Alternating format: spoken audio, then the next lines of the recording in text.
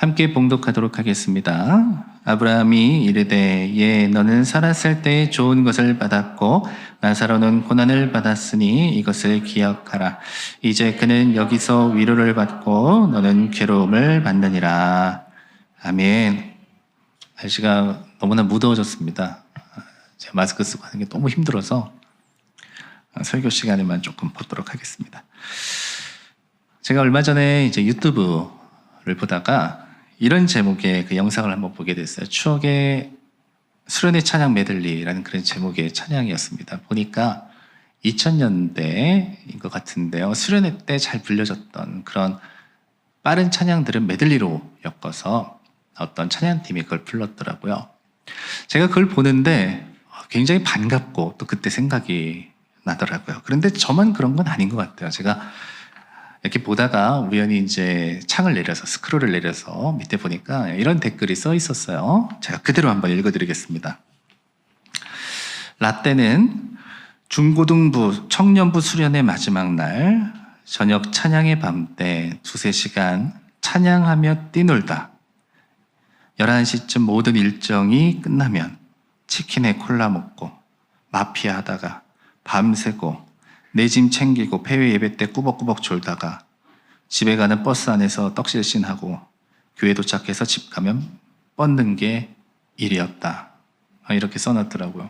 제가 그 댓글을 보는데 내 지난 일들이 떠오르는 거예요. 나도 그런 일들이 있었거든요. 저도 그렇게 했거든요. 여러분들도 사실 그런 일들이 있지 않으세요? 제가 경험한 수련회를 제가 2가지 종류로 나눠보니까 하나는 캠핑 같은 그런 수련회가 있었어요. 그래서 다 모여가지고 밥도 같이 해 먹고 또 같은 것도 이제 같이 하고 물놀이도 하고 프로그램 진행도 하고 또 마지막 날 캠프파이어도 하고 그런 수련회가 있었거든요. 또 하나는 이제 처음부터 끝까지 집회 형식의 그런 수련회가 있었습니다. 사실 계속 예배만 드리니까 얼마나 지루하고 싫어요. 첫날에는 사실 이제 좀 싫거든요. 근데 또 사람이 되게 웃긴 게 가면 또 은혜를 받습니다. 그럼 이제 둘째 날쯤 되면은 막 가슴이 뜨거워져요. 그때는 아쉬워요. 그래서 여기 말한 것처럼 2-3시간 저녁 때 기도하고 찬양하고 그리고 밤에는 같이 놀고 그러는 수련회들. 저희 머릿속에 그때의 일들이 딱 지나가더라고요.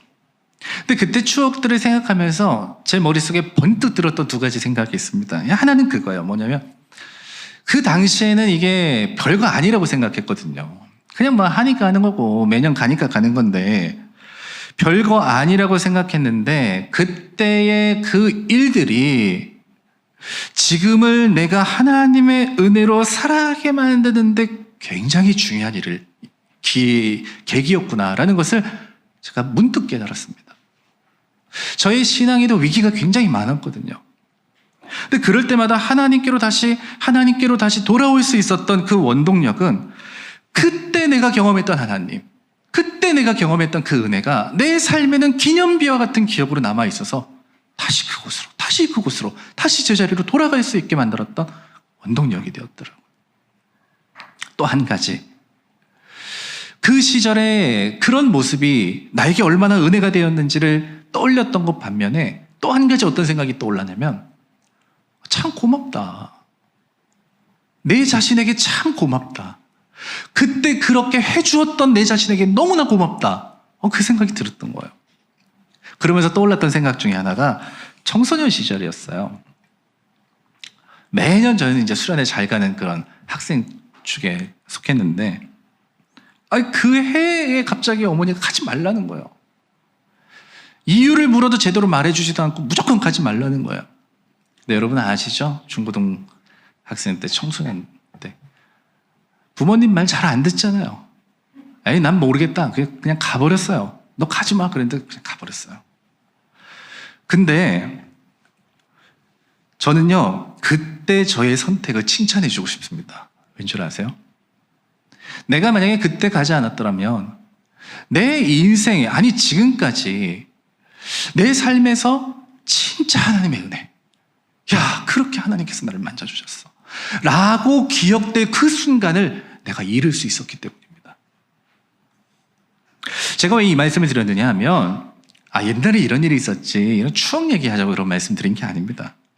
그게 아니라 우리의 오늘이 언젠가 하나님의 은혜로 살아갔던 내 신앙의 라떼가 되어서 내일에 살아가는 내가 여전히 하나님께 붙잡혀 살아갈 수 있는 계기가 될 수 있겠구나. 그래서 이렇게 말씀드리고 싶어요. 우리는 오늘 내 신앙의 라떼를 만들어 가야 됩니다. 나는 그런 경험이 없는데 어릴 때. 이런 걱정하지 마십시오. 지금이 좋은 때 아닙니까? 여러분, 바로 지금이 하나님 앞에 그런 것들을 만들어갈 때 아닙니까? 하나님의 은혜에 사로잡혀, 하나님의 말씀에 사로잡혀, 하나님 앞에 뜨거운 가슴을 가지고 살아갔던 나의 기억. 미래의 내가 오늘의 나를 바라보면서 야, 너 정말 잘했다 그때. 야, 너 정말 그때 잘했다. 그때 너 덕분에 내가 지금 하나님의 은혜로 이렇게 살아가고 있다 라는 것을 만들어 놓을 수 있는 게 신앙의 라떼. 그래서 오늘 말씀을 통해서 그것을 어떻게 우리가 만들어갈 수 있을까 몇 가지 좀 나누려고 그럽니다. 자, 오늘 말씀 우리가 잘 아는 부자와 거지에 대한 비유이죠. 결론부터 말씀드리면 아주 간단합니다. 부자는 음부에 갔다. 그리고 거지는 낙원, 천국에 갔다. 이런 얘기거든요. 자, 그런데 이 내용을 보면 우리가 이해할 수 없는 부분이 있습니다. 왜냐하면 부자가 왜 음부에 갔냐는 거예요. 소위 말하는 그 지옥에 왜 갔냐는 거예요. 그리고 왜 이 가난한 거지는 왜 하나님의 나라에 갔냐는 거예요. 자, 그러면 부자는 부자였기 때문에, 돈이 많았기 때문에 그렇게 됐고, 또 가난한 사람은 가난했기 때문에 이렇게 됐다라고 생각을 할 수 있겠는데, 사실 이 말씀의 또 이 비유의 핵심은 사실 그가 부자냐 가난하냐 이게 핵심은 아닙니다. 뭘 말하고 있는가 하면 이 내용의 맥락을 쭉 읽다 보면 결국 이게 뭘 말하고 있느냐면 너의 주인은 누구냐 라는 얘기를 말하고 있는 거예요. 너의 주인은 누구냐는 거예요. 자, 그런 의미에서 부자에게 하신 그 예수님의 말씀을 볼까요? 오늘 말씀에 이렇게 부자를 향해서 말해요. 너는 살았을 때에 좋은 것을 받았다. 여러분, 좋은 것을 받았는데 이게 문제가 될 수 있나요? 모든 것은 양면성이 있거든요. 다 좋다고 말할 수 없고 다 나쁘다고 말할 수 없어요. 뭐든지 다 양면성이 있거든요. 예를 들어 칼 같은 게 그런 거 아닙니까? 인류 요리사의 칼이 들려보십시오. 아주 진미를 만들어내잖아요. 근데 강도의 손에 들려보십시오. 이게 남의 것을 빼앗고 협박하는 도구로 쓰이는 거 아니겠습니까? 자, 부자도 마찬가지예요. 자, 부자는 매일같이 호화로운 생활을 살았대요. 삶을 살았대요. 자신의 인생의 즐거움을 마음껏 누리면서 살았대요. 자, 그럼 이런 사람을 우리가 어떻게 표현할 수 있죠? 그 사람 복받은 사람이야. 이렇게 말할 수 있거든요. 복받은 사람이죠. 자기 하고 싶은 거 하면서 살고 자기가 누리고 싶은 거 누리면서 살고 그 사람 복받은 사람이죠. 부러워하는 사람이죠. 근데 왜 이게 문제가 됩니까? 어디에서 걸려 넘어진 거예요? 너의 주인은 누구냐? 가진 것이 문제가 아니라 너의 주인은 누구냐? 라는 것에서 걸려 넘어졌다는 거예요. 그는 자기가 좋은 것만을 위해서 살아갔다는 거예요. 하나님이 우리에게 주신 것들이 참 많습니다. 나의 재능도, 나의 능력도, 나의 시간도, 나의 삶도, 물질도 많은 것들을 하나님께서 주셨어요. 우리는 그것을 가지고 누릴 수 있고 살아갈 수 있어요. 그러나 하나님 우리에게 반드시 물어보십니다. 너의 주인은 누구냐? 반드시 물어보세요. 부자는 이 세상에서 자기가 누릴 수 있는 좋은 것 다 누렸어요. 그러니까 그가 생각한 인생이라는 것의 가장 큰 목표는 내가 좋은 거 누리면서 살아가는 삶. 그리고 그는 자신의 목적에 맞게 그렇게 살았어요. 언제까지는요? 하나님께로 가기 전까지는 그게 자신의 인생의 최상의 모습이라고 생각하면서 그렇게 살았던 겁니다. 그러다 뭘 놓쳤죠? 하나님을 놓친 거예요. 근데 이게 그때는 어떤 의미인지를 잘 몰랐어요. 사실 우리가 돌이켜보면 내가 옛날에 그러지 말걸. 그랬던 우리의 인생 후회가 얼마나 많습니까? 그때 내가 조금 더 지혜로울 걸. 아, 내가 그때 조금 더 참을 걸. 아, 내가 그때 좀 이렇게 살아볼 걸. 여러분, 그런 인생이 얼마나 많아요. 근데 그때는 잘 몰라요. 왜? 그때는 그게 최선의 답이라고 생각하며 살아가니까 지나고 나니까 하는 거예요. 지나고 나니까 하는 거예요. 반대로도 마찬가지예요. 그때는 그게 어려움이라고 생각했어요. 그때는 괜한 거라고 생각했어. 근데 지나고 나서 보니까 그때 내가 그렇게 해서 지금 내가 그 덕분에 나름대로 잘 살고 있어. 얼마나 감사한 일입니까? 여러분, 그래서 저는 이 내용을 통해서 오늘 여러분들에게 이런 말씀 드리고 싶어요. 우리가 신앙의 라떼, 나에 있어서 내 신앙의 라떼를 그럼 어떻게 만들어 갈까? 아주 중요한 원리를 하나 말씀드리겠습니다. 바로 이겁니다. 나의 좋은 것을 얻기 위해 내 오늘의 신앙을 희생시키지 마십시오. 여러분, 이거 아주 중요한 겁니다. 나의 좋은 것을 위해 내 오늘의 신앙을 희생시키지 마십시오.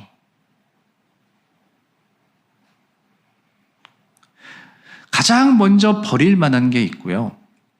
끝까지 버리지 못하는 게 있어요. 비싸다고 버리지 못하는 게 아니고요. 값싸다고 먼저 버릴 수 있는 게 아닙니다. 내게 소중한 것은요, 끝까지 손에서 놓치기가 어려운 법입니다. 자, 한번 솔직하게 여러분 생각해 보세요. 그렇다면 여러분들이 끝까지 손에서 놓지 않는 그것은 무엇입니까? 내가 좋다고 생각하는 것은 포기하는 게 그렇게 어려워요. 내가 바라는 거 포기하는 게 그렇게 어려워요. 내가 하고 싶은 건 그렇게 포기하는 게 어려워요. 그런데 내 신앙은 조금 양보하고 포기할 수 있어요. 내 믿음은 조금 양보하고 포기할 수 있어요. 아니, 그렇게 어려운 건 아니에요. 오늘 말씀에 나온 부자는 그걸 잘 몰랐던 거예요. 자기가 사는 날 동안은 잘 몰랐습니다. 내 인생 복 받았지, 이렇게 살아가니 사람들이 나 부러워하지, 내 삶 진짜 좋은 인생이지, 이렇게 살아가야 되지. 그는 자신의 인생 평생을 그렇게 하며 살았어요. 그러나 하나님 앞에 갔을 때 그는 그때 일들을 후회하기 시작했어요. 내가 그때 그러지 않았더라면, 내가 그때 그러지 않았더라면, 아니 내가 그때 깨닫기만 했더라면. 여러분, 신앙도 그렇더라고요. 나의 좋음을 위해서 희생하는 신앙. 근데 그게 많아지면 많아질수록 여러분, 안타깝게 하나님의 은혜를 경험할 수 있는 공간은 작아지는 것입니다. 어쩔 수 없어요.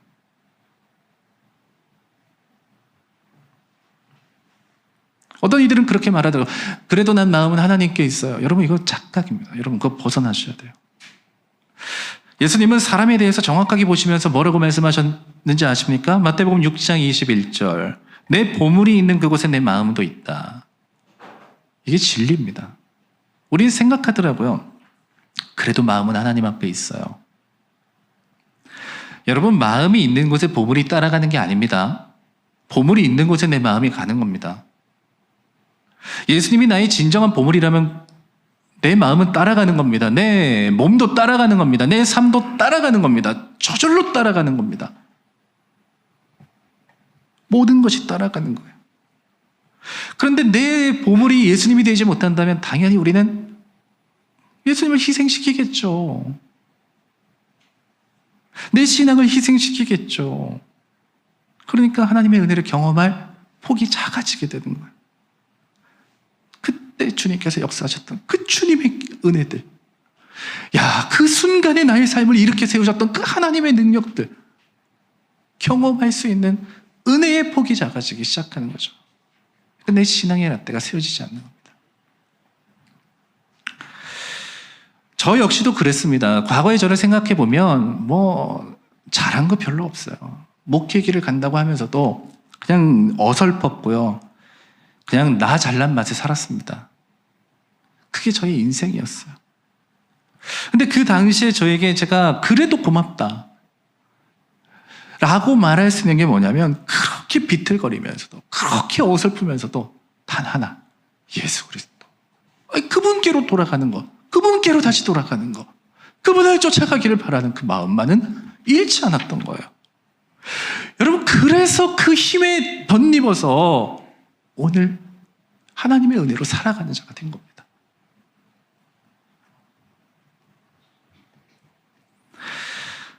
여러분, 우리도 마찬가지 아니겠습니까?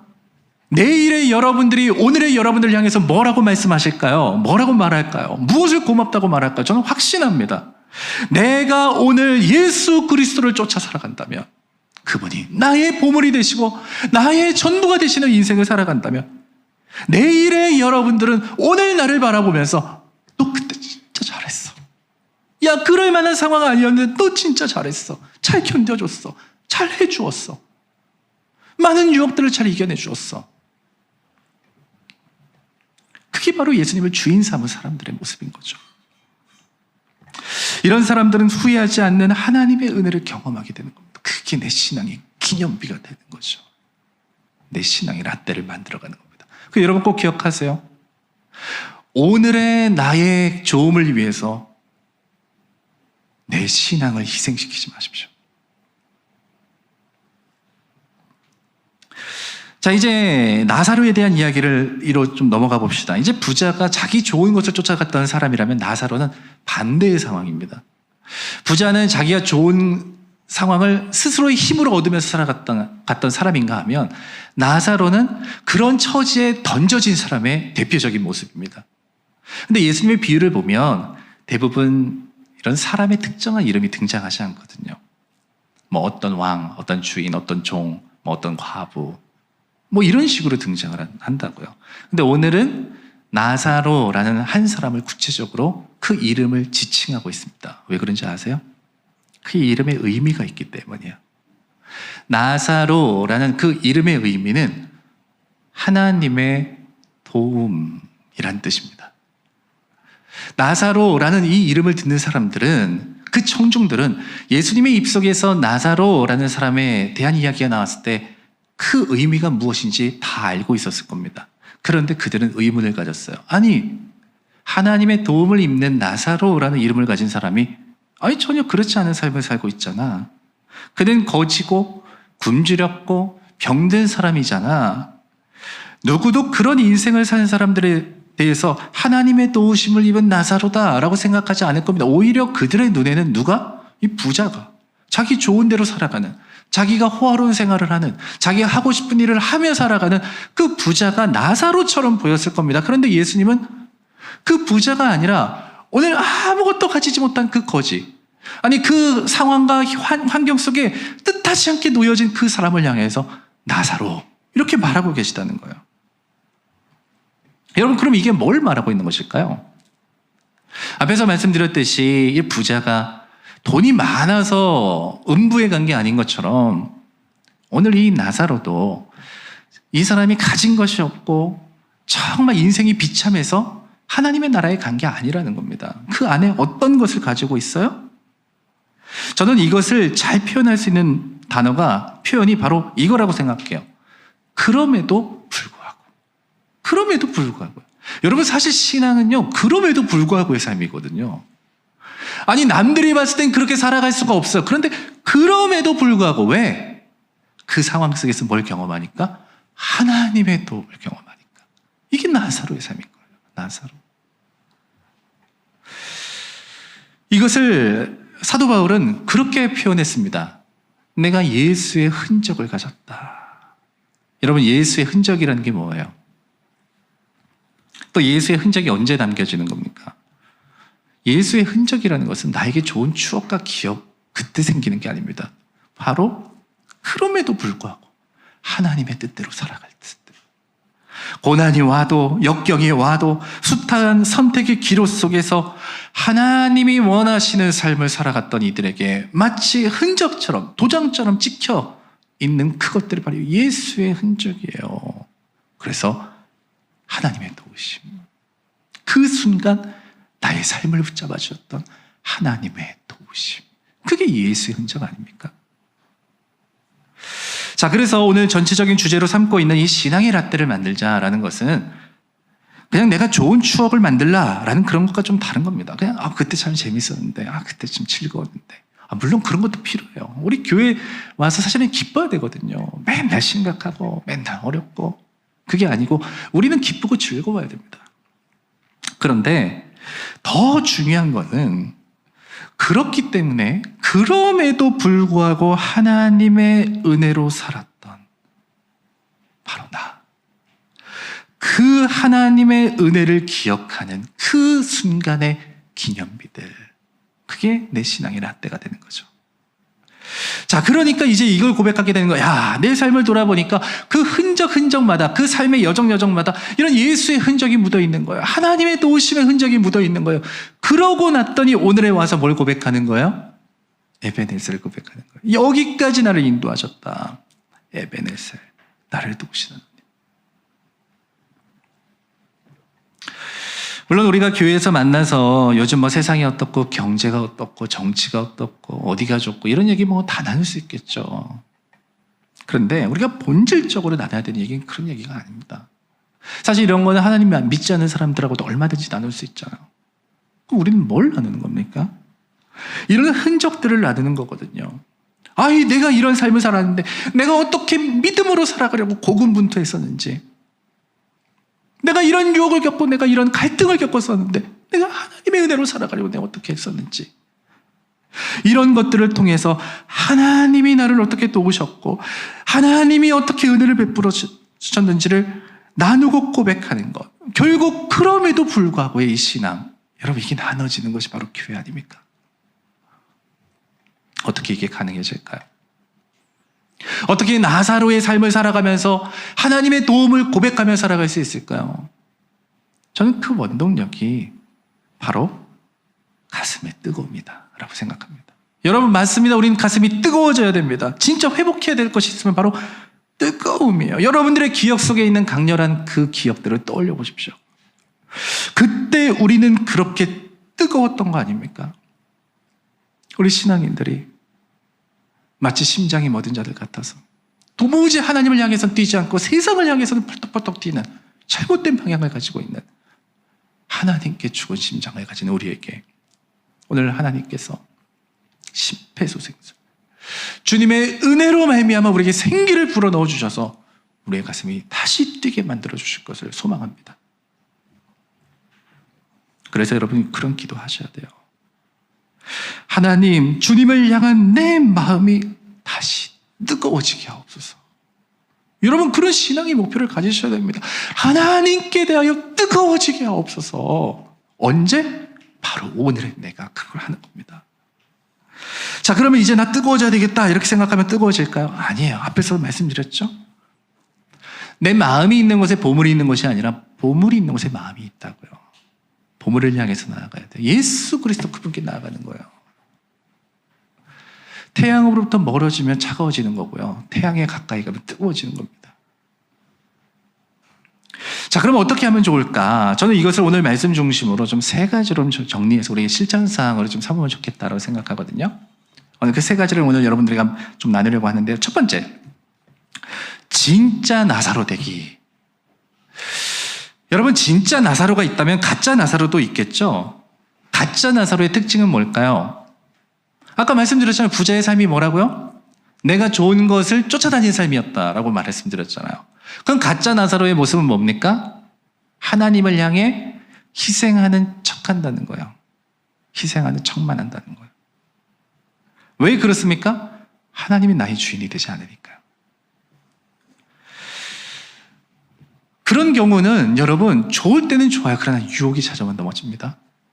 어려움이 찾아오면 좌절하고 낙심합니다.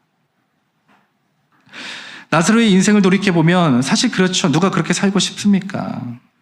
누가 그의 인생을 좋다고 말하겠어요? 그 누구도 그런 사람이 없죠. 그럼에도 그가 포기하지 않았던 한 가지가 뭡니까? 나사로. 하나님의 도움. 하나님의 도움으로 살아가는 것을 그는 끝까지 중단하지 않았다. 바로 그거예요. 여러분, 그러면 결국 보세요. 나사로의 인생을 보면 하나님의 도움이라고 말할 만한 것이 아무것도 없어 보이잖아요. 근데 이게 무슨 나사로냐고요. 그런데 하나님께서 도우셔서 어떻게 하신 겁니까? 그가 자신의 평생을 진짜 나사로로 살기를 멈추지 않았다. 하나님은 그의 신앙과 믿음에 도움이셨던 거죠. 여러분, 그러니 가짜 나사로의 신앙에 여러분 속으시면 안 됩니다. 가짜 나사로는 헌신하지 않는다고요. 희생하지 않는다고요. 믿음을 바꾼다고요. 자기 좋은 것을 쫓아간다고요. 근데 우리는 이것에 대해서 자꾸 속는단 말이야. 부하든 가난하든 그게 문제가 아니에요. 부자라서 가능하고 가난해서 가능하지 않은 게 아니라는 거예요. 기쁠 때나 슬플 때나 평안할 때나 어려울 때나 이런 상황에 영향을 받는 것이 아니라 하나님이 나를 도우신다. 이것을 끝까지 하나님의 사람으로 살아가는 것을 포기하지 않는 사람. 그게 진짜 나사로인 겁니다. 그러니 여러분, 이렇게 냉담한 우리의 마음에, 살아갈 힘이 없는 우리의 마음에 어떻게 그런 용기와 또한 도전을 받으며 살아갈 수 있겠습니까? 이거 하나밖에 없는 거예요. 하나님의 생기가 우리의 가슴을 다시 뛰게 해야 되는 거예요. 하나님의 그 성령의 은혜가 우리의 가슴을 뜨겁게 해야 되는 거예요. 그래야 나아가게 되는 거예요. 그래서 주는 나의 도움이시라. 주는 나의 도움이시라. 이것을 우리의 입술의 고백, 마음의 고백, 또한 신앙의 고백으로 주는 나의 도움이시라. 이것을 끝까지 포기하지 않는 진짜 나사로의 삶. 여러분, 그런 인생들이 뭘 경험하며 살아가겠습니까? 하나님의 은혜를 경험하는 거예요. 진짜 하나님의 은혜를 그 순간순간 경험하는 거예요. 그래서 그들의 삶에 무엇이 새겨지는 거죠? 예수님의 흔적들. 하나님 나를 도우셨고, 에베네셀의 하나님. 진짜 나사로 되기. 자, 두 번째, 여러분들의 식탁에 나사로를 초청하라입니다. 자, 첫 번째가 진짜 나사로를 살기였다면, 두 번째는 내 식탁에 나사로를 초청하는 것으로부터 우리는 신앙의 라떼를 만들어갈 수 있다는 거예요. 왜? 이게 왜 그럴까요? 자, 부자의 실패가 뭘까요? 부자는 한 가지를 실패한 거예요. 내가 좋은 것만 바라봤다는 것. 그게 실패였던 거예요. 다시 말하면 지금 나사로는 그 문 앞에서 울고 있고 아파하고 있고 고통받고 있는데 그는 내가 좋으니 됐다라는 삶을 살았다는 거예요. 그래서 실패한 거예요. 그게 부자의 문제가 뭡니까? 나는 괜찮고 나는 잘하고 있다고 생각했다는 거예요. 그게 부자의 실패의 원인이었다는 거예요. 여러분, 오늘 여러분은 어떠세요? 나는 신앙생활 이 정도면 뭐 잘하고 있지 뭐. 난 그래도 누구보다 뭐 잘하지 뭐. 여러분, 그래서 실패했다고요. 그러다 보니까 누가 안 보인 거예요? 나사로가 안 보인 거예요. 내가 진짜 잘하는 건지 아니면 진짜 잘하는 것처럼 느끼는 것인지, 여러분 이거 어떻게 알 수 있습니까? 내가 나사로를 볼 수 있느냐 없느냐의 차이인 거예요. 나사로가 누굽니까? 나의 도움을 필요로 한 사람들이에요. 나의 도움을 필요로 한. 근데 우리는 그들을 송곳으로 찌른다고요. 그들의 것을 빼앗는다고요. 그들에게 아픔을 준다고요. 아파하는 그 사람이 보이냐? 보이지 않으면 내가 지금 부자의 인생을 살아가고 있는 것입니다. 부자가 그랬잖아요. 나사로는 지금 괴로워하고 있는데 자기는 웃고, 나는 좋아, 난 행복해, 난 즐거워.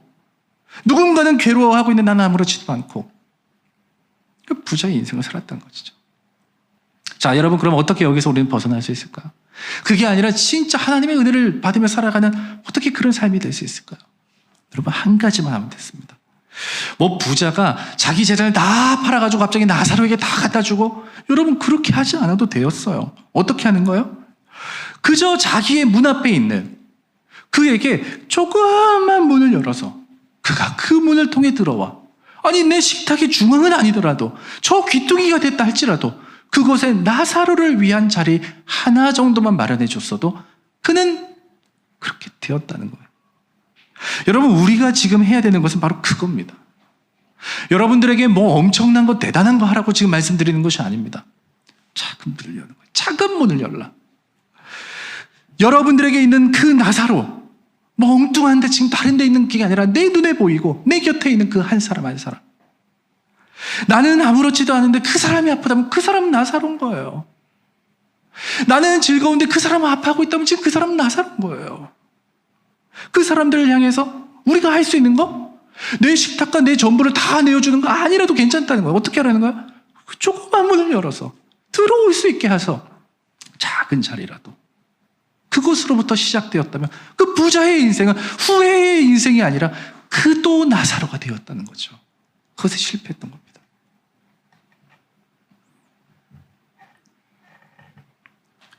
여러분, 많은 분들이 이것에서 실패합니다. 많은 크리스찬들이 여기서 넘어집니다.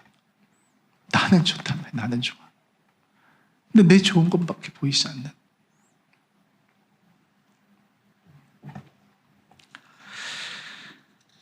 자, 뿐만 아니라 그런 의미에서 내가 조금만 문을 연다면 섬길 수 있는 그 사람들, 그 나사로들을 섬기는 것이 바로 하나님의 은혜로 살아갈 수 있는 아주 중요한 방법입니다. 제가 이 머릿속으로 제가 이 말씀을 생각하고 있을 때 제가 딱 지나갔던 생각이 하나 있어요. 제가 한 5학년, 6학년 때쯤 되었던 것 같은데요. 그 당시에 제가 아주 작은 교회에 다녔습니다.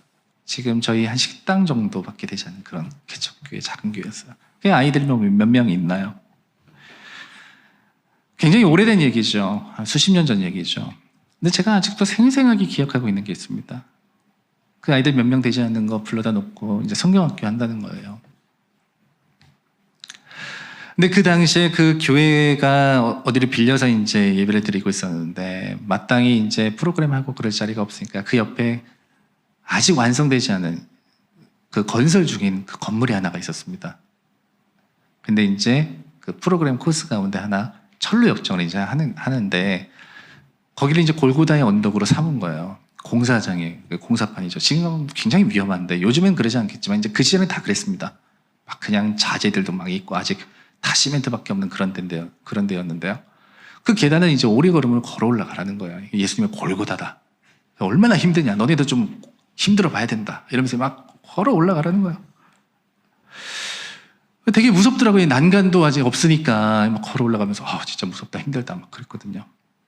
그러면서 이제 또 철로 역정이니까 죄를 지면 어떻게 되는지 지옥의 맛을 봐야 된다고 그 교회 지하에 지하실이 있었거든요. 그 캄캄해요. 아무것도 없어요. 옛날에는 뭐 이렇게 불이 뭐 밝았습니까? 그냥 이 전구요 조그만 거 하나 있잖아요. 그 등에다가 죄를 써붙여 놓고 거기 들어오는 거예요.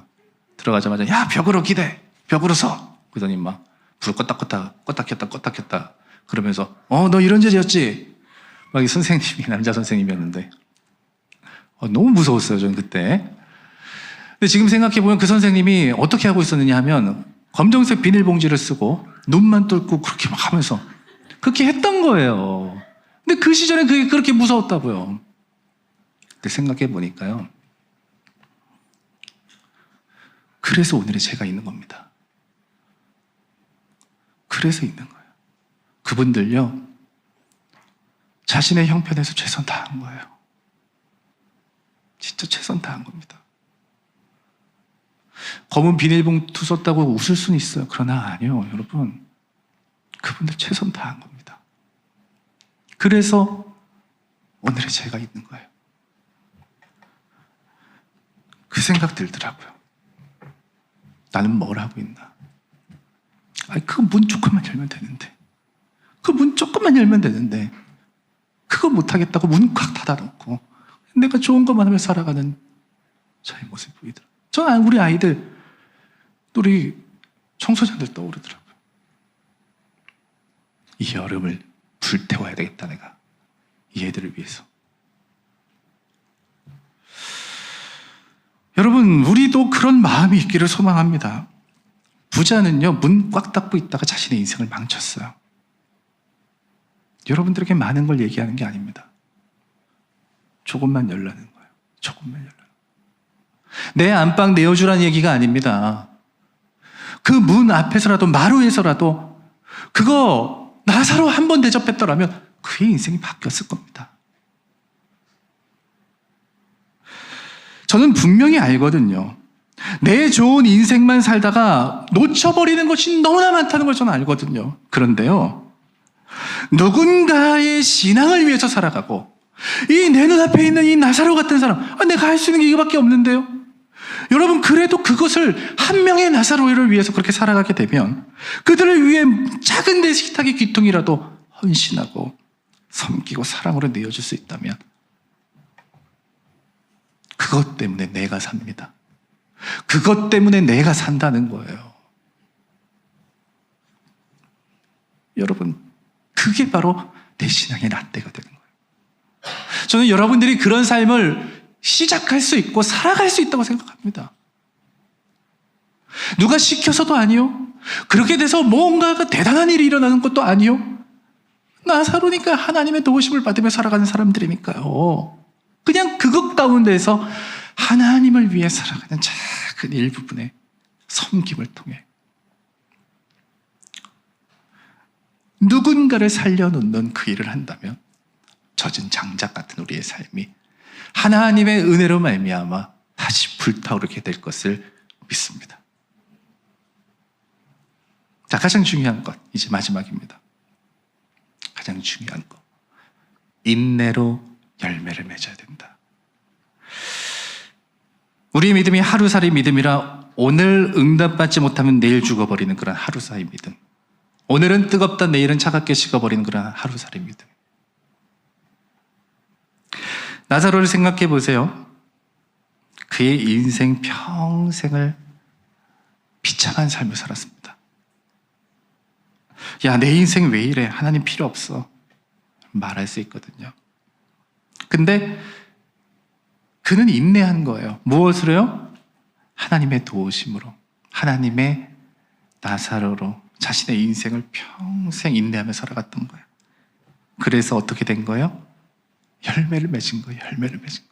마침내 열매를 맺은 거예요. 왜 여러분 뜨거움이 금방 식어버릴까요? 우린 불만 붙여놓으면 저절로 탄다고 생각하니까 그런 거예요. 여러분 저절로 타는 게 어디 있습니까? 계속 장작을 넣어야 되잖아요. 그냥 가만히 놔두고 있으면 그게 저절로 탑니까? 끊임없이 공급해야 되잖아요. 버티지 못하고 견디지 못하고 환경 탓하고 남의 탓하고 그래서 변하는 게 아무것도 없습니다. 믿음으로 살아내는 자들, 믿음으로 오늘 내게 주신 그 부르심의 사명을 따라 살아가는 것을 포기하지 않는, 아니 내 일생의 평생을 어쩌면 하나님께 나사로로 살아가는 인내의 열매를 맺는 그런 사람들. 자, 그럼 이들에게 어떤 일이 일어난지 오늘 마지막 결론과 같이 한번 볼까요? 오늘 나사로를 향해서 주님이 뭐라고 말씀하십니까? 이렇게 말씀하시네요. 여기서 위로를 받고, 여기서 위로를 받고, 마침내 하나님께로 나아갔더니 거기서 하나님의 위로를 받고. 저 이게 너무 좋더라고요. 잘했다, 충성. 잘했다, 충성스러운 종아. 여러분, 하나님께서 그렇게 위로하실 그날, 우린 그거 바라보면서 사는 거 아닙니까? 물론 여기서 말하는 여기라는 것은 천국이겠지만 사실 하나님이 그곳에서만 우리를 위로하시진 않거든요. 저는요, 우리가 숨쉬는 바로 지금이 하나님께서 원하시는 여기라는 것을 믿습니다. 여러분들에겐 그것이 여기인 거예요. 내가 살아가고 있는 내 삶에 있는 바로 그곳이 바로 하나님께는 여기인 거예요. 내가 때로는 이 나사로처럼 어려움과 뜻하지 않은 상황에 놓여있다 할지라도 그것이 여러분들에겐 여기인 거예요. 하나님의 뜻대로 발버둥치며 살아가려는 그 여러분들의 삶이 바로 하나님께는 여기인 거예요. 하나님, 내 마음을 뜨겁게 하옵소서. 주님 앞에 뜨거운 가슴을 부여잡고 살아가기를, 기도하며 믿음으로 살아가기를 원하는 그것이 바로 여기인 거예요. 그런 여기를 살아가는 이들에게 주님 뭐라고 하신다고요? 여기서 위로를 받고, 여기서 위로를 받고, 바로 그 여기서의 위로 덕분에 우리는 하나님의 은혜를 경험한 내 신앙의 라떼가 만들어지게 되는 겁니다.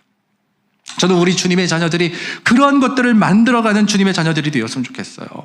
여러분, 그저 흘러가는 인생이라고요. 그러나 그 흘러가는 인생들 속에서 그 곳곳마다 하나님이 나의 도우심이 되어 주었던 내 신앙의 라떼, 아니 내 신앙의 기념비, 그것들을 세워나가십시오. 다시 뜨거움으로 그것을 회복할 수 있는 여러분들의 믿음의 계기가 되기를 주님의 마음으로 축복합니다. 자, 이게 함께 같이 찬양 드리길 원합니다.